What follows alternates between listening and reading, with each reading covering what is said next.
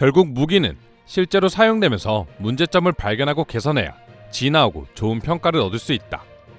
한국의 군수산업은 실전에서 실적을 만들면서 수출 경쟁력을 꾸준히 늘리고 있다. 하지만 일본의 무기는 자위대에서만 사용될 뿐이고 수출 실적도 실전 실적도 없다. 갈라파고스 전투기, 갈라파고스 전차, 일본의 방위산업 이대로 괜찮은 걸까? 폴란드에 도착한 한국 무기 소식에 대한 일본인 반응입니다. 얼마 전 유럽 전체를 떠들썩하게 만든 뉴스 하나가 있습니다. 일명 한국 무기의 폴란드 새벽 배송이었죠. 지난 8월 수출 계약을 체결한 K2 전차와 K9 자주포 중 일부가 단 4달 만에 폴란드 현지에 도착했기 때문이죠.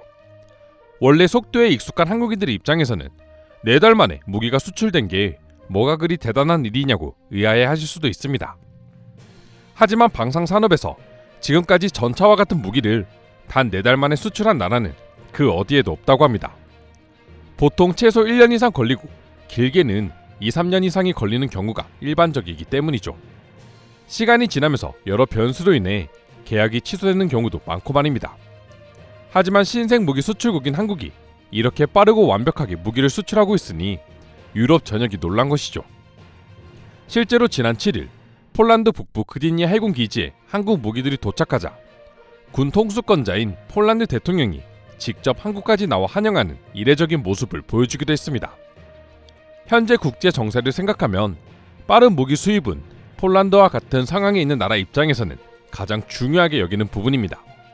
그런데 한국이 믿지 못할 속도로 이를 해결해주고 있으니 폴란드 대통령 입장에서는 직접 한국까지 나와 환영하고 싶었던 것이죠. 사실 폴란드가 지난 여름 한국과 전차 1000대, 자주포 648문 등 20조 원이 넘는 규모의 무기 수출 계약을 맺었을 때는 부정적인 시선도 많았습니다. 그리고 그 중심에는 일본이 있었죠. 일본의 언론들과 네티즌들은 관련 기사를 보고 다음과 같은 반응을 보여주기도 했습니다. 폴란드의 이번 무기 계약은 성급한 경향이 있다. 한국이 무기를 빨리 만들어주기는 하겠지만 과연 그만큼의 실용성이 있을까는 의문이다. 지금은 급해서 아무것도 보이지 않겠지만 물건을 받아보면 결국 잦은 하자와 AS 문제로 큰 후회를 하고 2번 다시 한국과의 거래는 쳐다도 보지 않을 거야 라고 말이죠. 하지만 정말 4달 만에 무기가 폴란드에 도착하고 반응 역시 완벽하자 일본인들은 무너져만 가는 자신들의 방산산업과 한국을 비교하며 좌절하는 반응을 보여주기 시작했습니다. 일본을 제외한 모든 나라들이 한국의 무기와 방산업계를 칭찬하고 있었기 때문이었죠. 이번 폴란드 무기 납품으로 한국의 무기 수출은 수십 배 이상으로 커질 거라 전문가들은 분석하고 있습니다. 두 눈으로 완벽한 무기와 빠른 배송을 목격한 다른 유럽 국가들이 제일 먼저 움직이고 있는데요. 한국 무기 구매를 고려하고 있었지만 아직은 의심이 있었던 노르웨이를 비롯한 여러 국가들이 이번 폴란드 새벽 배송을 보고 완전히 한국 무기에 빠져버렸다는 소식이 들리고 있습니다. 특히 지금처럼 무기 수급이 중요한 시점에서 몇 달 만에 무기를 만들어주는 나라는 한국뿐인데 품질까지 인정받고 있으니 한국을 택하지 않을 이유가 없는 것이죠. 그리고 유럽뿐만 아니라 무기 시장에서 큰 비중을 차지하고 있는 중동 국가들 역시 한국 무기에 적극적인 러브콜을 보내고 있는데요. 그 중심에는 아랍에미리트가 있습니다. 아랍에미리트는 지난 12일부터 17일까지 5일간 박정한 육군 참모총장을 공식적으로 초청했습니다. 이번 만남에서는 일명 K 무기에 대한 적극적인 논의가 이루어질 것으로 예상되고 있는데요. 다른 나라보다 무기가 실전에 쓰일 확률이 가장 높은 중동 국가에서마저 한국을 찾고 있다는 것, 단순히 한국 무기가 가성비만 좋은 게 아니라 성능까지 입증되고 있다는 걸 뜻하고 있는 것이죠. 국제적인 정세가 이렇게 흘러가니 이제 일본인들도 자신들의 위치를 알게 되고 한국과 일본의 방산산업을 비교하며 좌절할 수밖에 없는 것 같은데요. 불과 얼마 전까지만 하더라도 군사력이나 무기와 관련해 일본인들이 보여준 반응은 끔찍한 수준이었습니다. 다른 아무 전력 없이 우리의 이지스함만 출동해도 한국 정도는 3일이면 멸망시킬 수 있다 라고 말하는 일본인들이 대부분이었죠. 물론 일본의 이지스함 전력이 높은 건 사실입니다. 한국과는 비교할 수 없는 수준이기도 하죠. 하지만 당시에도 온라인상의 일본인들의 글이 퍼지자 군사에 관심이 있는 외국인들은 그 어느 나라도 한국을 3일 만에 멸망시킬 수 있는 나라는 없다. 미국도 한국을 3일 만에 멸망시키지는 못할 것이다 라는 반응을 보여줬지만 일본인들은 무시하기 바빴죠. 하지만 이번에 폴란드에 수출한 K2 전차와 K9 자주포, 그리고 세종대왕급 구축함 등 세계적으로 높은 평가를 받는 작품들이 계속해서 등장하자 실제로 이제 일본인들도 과거처럼 한국의 군사력과 무기 수준을 무시하는 사람들이 많이 줄어들었다고 합니다. 일본인들도 단순히 한국인들이 빠르게만 만드는 게 아니라 엄청난 기술 성장으로 완벽한 무기를 만들어내고 있다는 걸 알게 됐기 때문이죠. 실제로 K2 전차와 K9 자주포는 세계 무기 시장에서 엄청난 평가를 받고 있습니다. CNN에서는 탱크가 속도를 내고 곡사포가 터지고 뼛속까지 흔든다. 이게 한국이 무기를 파는 방식이라는 제목으로 경기 포천시에서 열린 대한민국 방위산업 전시회에서 K9 자주포와 K2 전차가 화력 시범을 하는 모습을 상세히 소개했습니다. 그러면서 한국에서 밝힌 세계 4강 방산 수출국이라는 목표를 달성하려면 시장 점유율 4.6%인 중국까지 제쳐야 해 쉬운 일이 아니라고 말하면서도 한국은 2012년에서 2016년 1%이던 방산산업 점유율을 최근 5년간 2.8%로 늘리며 상위 25개국 중 가장 큰 증가폭을 보였다며 이대로만 간다면 방산 수출국 4강으로 향하는 길이 충분히 열려있다고 전망하기도 했는데요. 이런 한국의 방위산업에 중추적인 역할을 하고 있는 것이 K2 전차와 K9 자주포인 것입니다. 한국은 북한의 위협에 맞서 수십 년간 무기산업을 구축해왔습니다. 한국의 전차와 자주포가 이토록 발전할 수 있었던 이유는 사방이 산지로 둘러싸여 있다는 지형적 특성과 국가 비상사태 발생 시에 활주로로 사용 가능한 대로가 있는 경남 창원시에 방산단지가 들어서면서부터였죠. 사계절과 평지, 산악지형을 모두 갖춘 한국은 전차와 자주포를 가장 실전적으로 쓸 수 있는 완벽한 시험장이었던 것입니다. 영국 왕립합동군사연구소 잭 와틀림 선임연구원은 어떤 기후 조건에 갖다 놔도 신뢰할 만한 장비를 만들 수 있다는 점이 외국 구매자에겐 매력이라며 한국 무기가 인기 있는 이유에 대해 설명하기도 했습니다. 실제로 폴란드에서는 현재 K2 전차, K9 자주포뿐만 아니라 FA-50 경공격기, 다연장 로켓 천무 등 K방산, 싹쓸이 쇼핑에 빠져 있는데요. 이에 영향을 받은 이웃나라 에스토니아는 이미 한국에 K9 자주포 18문을 주문했으며 노르웨이도 K2 전차 구매를 고려하고 있죠. 상황이 이러하자 일본에서는 한국이 한국군에 대한 무기 공급을 늦추면서까지 폴란드 수출용 장비 생산을 우선하는 게 아니냐는 주장을 펼치기도 했는데요. 한국 기업들이 워낙 짧은 기간에 초도 물량을 폴란드에 인도한 것을 보면서 한국이 한국군 현대화보다 폴란드의 주문을 우선하고 있다는 비난 아닌 비난이었던 것이죠. 그러나 일본의 주장과는 다르게 오히려 유럽 국가들이 한국 방산을 찾는 이유는 역설적으로 국내 방산 시장이 포화됐기 때문이라고 볼 수 있습니다. 한국의 무기 기술력은 이미 선진국 수준으로 올라왔지만 국내 시장만으로는 경쟁력을 확보할 수 없을 정도로 이미 모든 무기가 풍족하다고 합니다. 한 방산업계 관계자에 따르면 국내 방산 기업들은 몇 년 전부터 자주포, 전차 등의 국내 수요가 거의 다 끝난 상황이라고 전했습니다. 즉, 오히려 다른 나라의 글로벌 방산 기업과는 달리 국내 수요가 완벽히 이루어졌기 때문에 포화 시장을 벗어나기 위해 한국의 방산업계들은 해외로 눈을 돌린 것이죠. 이로 인해 다른 방산 기업이 해줄 수 없는 빠른 납기 속도와 사후 유지 보수를 장점 삼아 경쟁력을 높여온 것이 현재 한국의 역대급 무기 수출이 가능한 이유인 것입니다. 이처럼 한국의 무기 산업이 도저히 흠잡을 데가 없자 결국 일본 언론들도 순항 중인 한국의 방위 산업과 답보 상태인 일본의 방위 산업을 비교하는 기사를 잇따라 내보내기 시작했습니다. 특히 일본과 한국 모두 제조업 강국이면서 방산 후발주자라는 공통점을 가지고 있는데 왜 이렇게 현격한 차이를 보여주는지에 대한 의문을 많이들 가지고 있었습니다. 게다가 일본은 한국보다 훨씬 먼저 선진화를 맞이했는데 말이죠. 이제는 일본 언론조차 이런 보도를 내보낼 만큼 현재 일본 방위 산업체는 생존까지도 위협을 받을 정도로 최악의 상황을 맞이하고 있습니다. 자체적인 기술 개발보다는 F-35A 스텔스 전투기와 이지스 어쇼어 등 미국 무기 도입에 많은 예산이 들어갔을 뿐이었고, 특히 항공우주 관련 업계는 2007년 일본이 만든 F-2 전투기 생산이 조기에 종료되면서 새로운 일감이 없어 설계와 개발 인력을 유지하기 어려워졌습니다. 지상 장비 분야 역시 마찬가지입니다. 일본 방산업체인 고마스는 환경 규제를 충족하는 엔진 개발이 어렵다는 이유로 진행 중이던 경장갑 차량 개발을 포기한다고 밝혔습니다. 일본이 무기 수출을 금지하는 법안을 개정하면서까지 관련 산업을 성장시키기 위해 힘썼지만 얻어낸 실적이라고는 2020년 미쓰비시 전기가 필리핀에 감시 레이더를 수출하기로 했던 계약 단 한 건에 불과했습니다.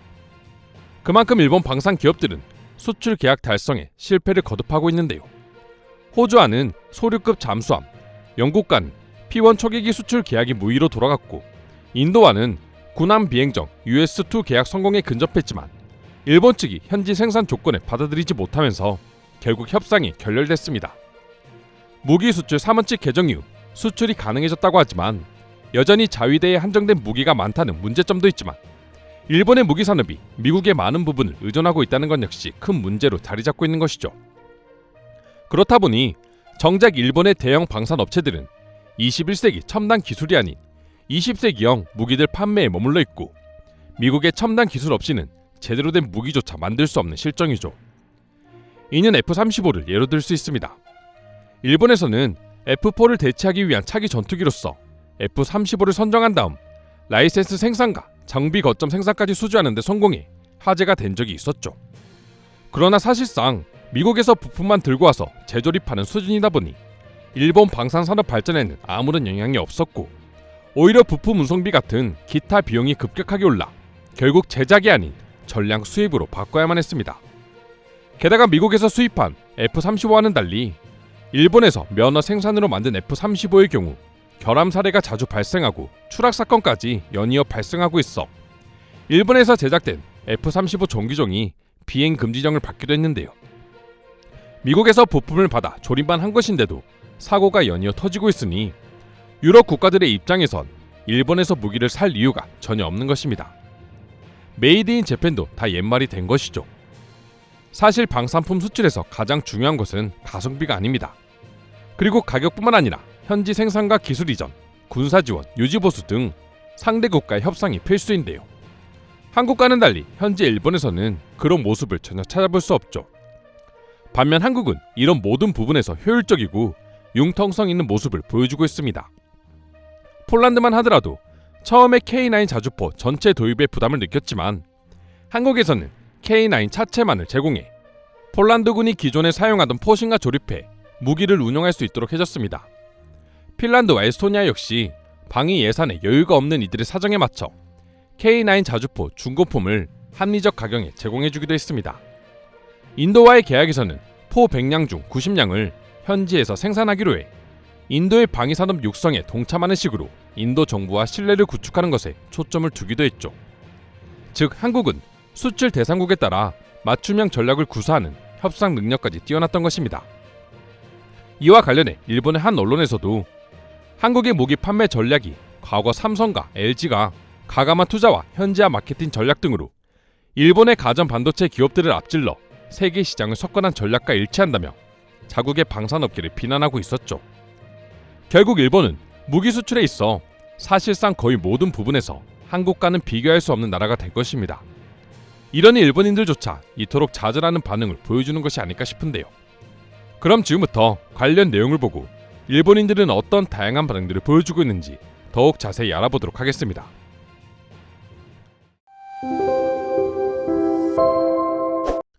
일본은 대체 지금까지 뭘 하고 있었던 거야?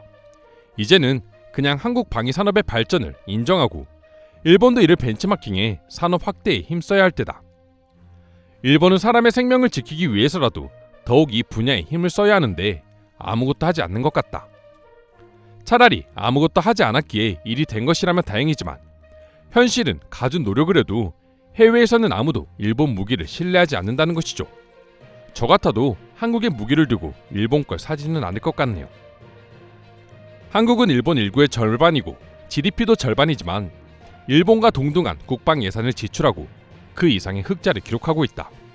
그런데도 한국 무기 산업을 비난하는 건 일본인으로서 부끄러운 행동이야. 지금 한국은 아시아의 경제 중심지가 되었고 방위산업, 문화산업에서 일본을 매우 앞서고 있는 아시아 최고의 선진국입니다. 그리고 자동차 산업까지도 한국의 추격으로 안심할 수 없게 되었어요. 일본은 서방인 문제가 아니라 아시아에서조차 존재감이 약해진 나라가 되었습니다. 더 이상 일본에겐 자랑할 것이 없어졌어요.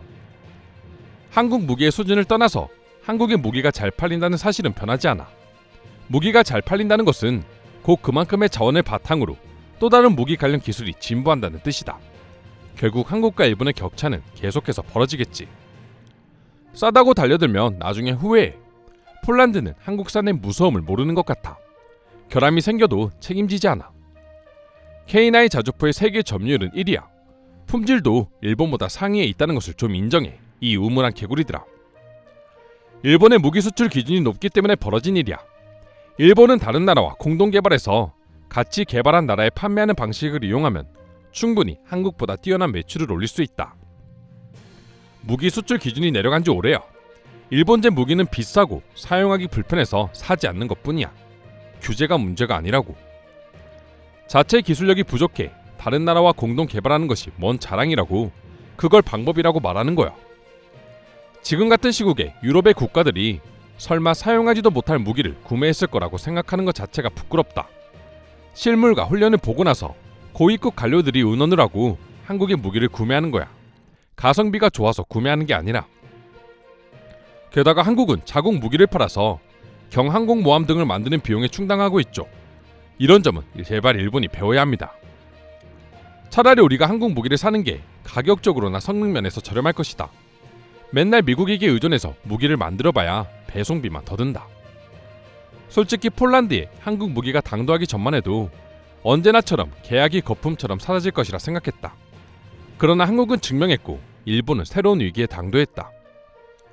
한국의 탁월한 마케팅 능력은 이미 여러 분야에서 인정받았죠. 한국은 다른 산업도 언제나 같은 방법으로 성장해왔지만 일본은 결국 언제나 같은 방법으로 망해갑니다. 한국의 지리적 환경은 다양해서 여러 국가들이 가지고 있는 환경에 모두 적용할 수 있다는 점이 한국 무기의 엄청난 장점이라고 할 수 있지. 더구나 한국은 수출 대상국들이 원하는 사양을 개량하는 것에 전혀 거부감이 없다. 일본은 아주 간단한 부분을 바꾸는데도 수많은 제약이 따르죠. 애초에 정부에서조차 무기 수출을 밀어주지 않습니다. 무기 수출은 곧 국방력이 강화된다는 것을 의미한다. 자본을 바탕으로 끊임없이 기술을 개발해낼 것이고 이미 한국에게 신뢰를 가진 나라들은 다시 그 무기들을 사모으겠지. 바람직한 선순환의 표본인 거야. 일본은 애초에 자위대에서 사용하는 것만으로 전제를 하고 개발을 하니 필연적으로 단가가 올라갈 수밖에 없고 해외 시장에서 성능 대비 가격에서 아무런 메리트가 없습니다. 여러 나라들이 한국과 무기 거래를 체결한 이유는 결국 싸기 때문이야. 그런데 문제는 품질 역시 올라가고 있다는 점이야. 특히 자주포는 다른 나라에서 새로운 것을 만들어내는 걸 포기할 정도로 한국이 압도적이야. 국가 정책으로 밀어주는 산업이 이렇게 무서운 겁니다. 일본은 이제 손을 놓은 것 같네요. 미국 눈치나 보고 있는 거지. 한국의 방위 산업이 엄청나게 성장하면서 미국에서도 견제를 하고 있지만 한국은 개의치 않고 밀어붙이고 있다. 이상으로 한국의 폴란드 무기 수출을 보고 느낀 일본인들의 좌절 반응 소개해드렸습니다. 오늘도 끝까지 영상 시청해주셔서 감사드리며 여러분들의 구독과 좋아요는 영상 제작에 큰 힘이 됩니다. 이상 종크TV였습니다.